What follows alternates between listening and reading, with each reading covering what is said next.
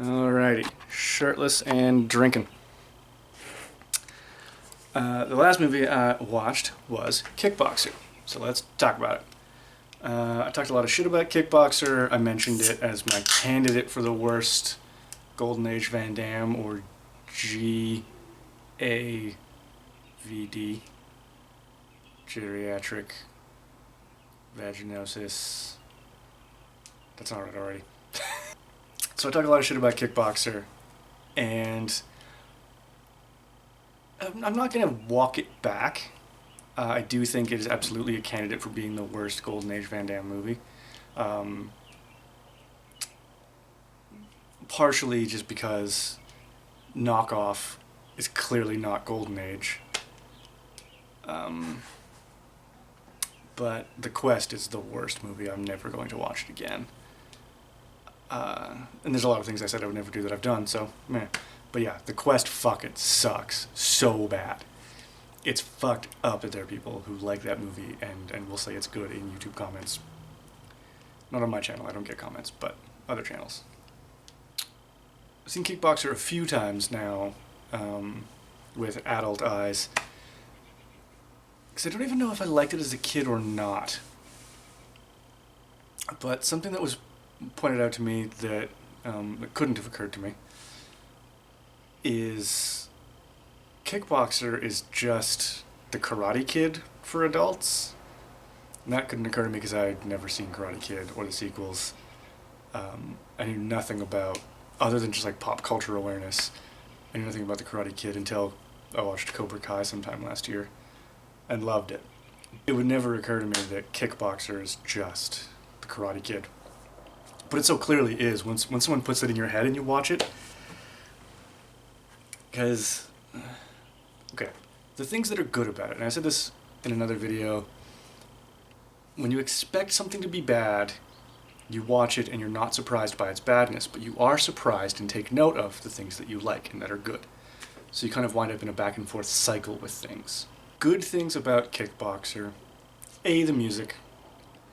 It is just a delightful score. I'm still really into synthwave and even like Kickboxer and Van Damme themed synthwave, and one artist who calls their genre fightwave because they just make kumite style music and everything. So the music is dope. It suits my musical preferences right now, and rather than sound cheesy as 80s things did for most of my life, it now sounds fun and nostalgic and retro and has a vibe, whereas everything from the 2000s now seems deeply, deeply cheesy to me. And it kind of did then too. It was a very plasticky era. I was there. Other than that, though, there's not fucking much about that movie. Van Damme is really charming in it. His character is really likable. It's nice to see him talking to his brother, whom he loves. It's nice to see him, like, drinking with the black guy and having a good conversation. Talking to not Mr. Miyagi. Talking to not Mr. Miyagi's niece, I want to say. And flirting with her. Like, it's Van Damme at his most charming, and that's great. The training montage is pretty dull, but it is a training montage. It's fucking better than the training montage in Bloodsport, and as we know, most Van Damme movies are Bloodsports. It has the exact same, like, because on the splits criteria, there isn't really a splits in it, but he's forced into the same bamboo torture contraption from Bloodsport into the splits, which is dumb. You would never ever train someone that way. Like, you're not going to get someone a better middle splits by torturing them. That's weird. And even like a lot of the, training stuff is very silly, and I think about this because I'm super into training and stuff. The training methodology that a kid might pick up from a movie of like, yeah, if you want to get good at fighting, run around in the woods and kick a bamboo tree until you break your shin. Like, let someone drop coconuts onto your abs, then you'll be good at sports. It's all terrible. Like, training is so regimented and controlled, and staying just in that yellow light, red light zone of fatigue so that you can recover for the next workout, which is just a personal thing that got on my mind. And all the things I don't like about this movie are... I should finish up and say, like, I also kind of, again, mentioned... Actually, I don't know if this was mentioned on a video anywhere else. I've been drinking. The opening scenes are terrible. They're all shot on a side stage. Van Damme's brother shot on a sound stage, is what I said there. Van Damme's brother's fights suck. The press conference sucks. But bombing around the canals of Thailand or wherever they are, I should do some research for any of these. When they're bombing around the canals and it looks like just the sweetest gay first date ever until his brother picks up a hooker and gives her flowers, which even a hooker is going to be like, that's a waste of flowers. That scene's, again, just really nice. It's a nice opening credits sequence. Then the movie gets bad. And all the bad things about the movie I've said before. Just trying to go through it chronologically. Van Damme's brother is just like the worst, shittiest fighter, that to the point that I don't feel bad for him getting hurt. Like, really digging into the movie and taking it seriously. He's so arrogant and shitty and unprepared for this fight. Like, he travels with just his brother. Like, he's supposedly the kickboxing champion of the world. And he travels with just his brother, just like days out from a fight. He does no research into his opponent or the fighting style or the tradition of the country. He doesn't acclimatize to the weather. Like, fuck, man. You deserve to get shit kicked. So he does get shit kicked. And then I feel like it doesn't make much sense, although I won't fault it strongly, that the black guy gets involved and helps him out. I don't like it when things hinge too much on coincidence and too much on a character just being saintly, and that character ratcheting back and forth between like, hey, I'm here to help you and your brother because you're American, blah, blah, blah. Also, let's go drinking right now. I'll help you tomorrow. He's both like serious and solemn and flippant, just randomly. And just that's inconsistent writing, which isn't an F, but it's a D. The love story, pointless, but I guess you kind of gotta do it because there's no other fucking story in this movie.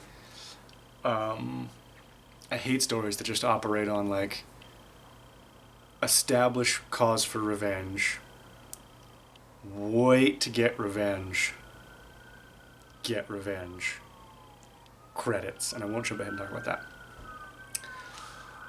So yeah, nothing happens in this movie. I kind of like the drinking, dancing, bar fight scene. It has its charms, this watch through. But it does set up, not Mr. Miyagi talking to the gangsters and setting up the fight. So it actually is also story relevant. So good for them on that. And like I said, the romantic stuff, Van Damme is just charming, so that part is okay as well. But there's no combat, there's no tension, there's no back and forth, there's no struggle, there's no dark night of the soul moment where Van Damme thinks he won't win. He just becomes this unstoppable killing machine because of who trained him. To the point where the gangsters, who their fighter just defeated the heavyweight champion from America, they start sabotaging Van Damme in a way that just doesn't make sense. It doesn't track that they would give that much of a shit. And they go to great lengths, which I won't talk about here, to make that happen. And then the rescue scene of Van Damme's brother is very silly, but I guess I accept that silliness. His return to the ring, which inspires Van Damme to then start fighting again, also pisses me off. That whole fight sucks. It sucks when Tong Pao is winning, and Tong Pao says what he says about Mai Li, and Van Damme understands what he's implying when he says it. Doesn't make any sense. And then the crowd just turns on Tong Po for no reason when Van Damme's brother starts chanting. And then Van Damme wins the fight. I think I've mentioned so many times. I'm sick of hearing myself talk about it. Van Damme just starts winning the fight immediately, and Tong Po becomes the worst fighter ever as soon as just the music changes. And it's so dumb. I can't believe people find it satisfying. And then what really truly bugs me is they just roll credits immediately after that. Like, the gangsters. Like, there's a crime syndicate involved here. And you are in an underground cave in an illegal fight. And you just cheer, and the music roars, and you got to walk away? Really? So yeah, it's bunk as a movie. There's no need to ever really watch it unless you're doing some kind of a structured watch through of the genre or of Van Damme movies. Or if you've just seen every other Van Damme movie and you want to see him be really charming, you can watch Kickboxer. Otherwise, don't. And then, like, they made a bunch of sequels that I don't know anything about, and I think he's in some of the later ones. I am hopefully not going to ever watch those.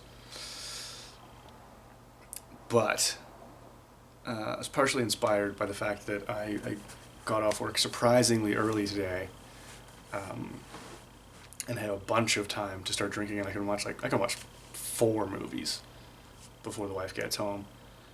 I was like, well, let's see if I can find online a watchable version of the later Universal Soldiers movies.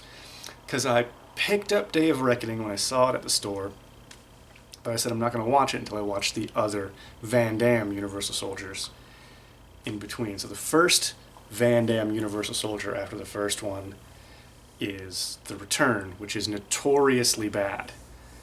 And I thought, like, yeah, what if it's just on YouTube?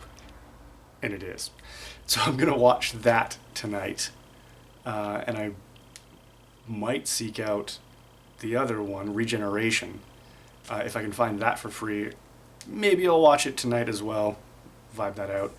And then at some point soon I'll watch Day of Reckoning, which has been described as really good and interesting and cool, and people show clips of it and stuff like that, so maybe it's legit. I don't know what I'm going to do when I run out of Van Damme movies.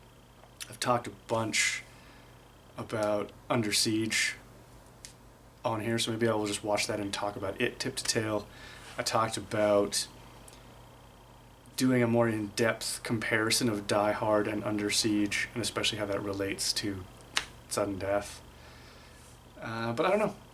I also thought, I mean, maybe I haven't said this, I also thought that I would go through the Warner Brothers DC animated movies, because I also love those movies, and there was a run of just years and years and years in those when they never missed. Like, every one of those that came out, I would just buy them on DVD or Blu-ray, knowing nothing about them, just being excited that I saw one at the store. And they were always, always, always good. And then they started to falter kind of recently. So I've got a huge collection of those, and I might do a series on those, depending on just how I feel, because this is just me talking to myself in a structured fashion, so that I will stop or slow down talking to myself in an unstructured fashion and having just looping intrusive thoughts all day. With that said, let's drink some Nemmies and watch Universal Soldier: The Return, free on YouTube.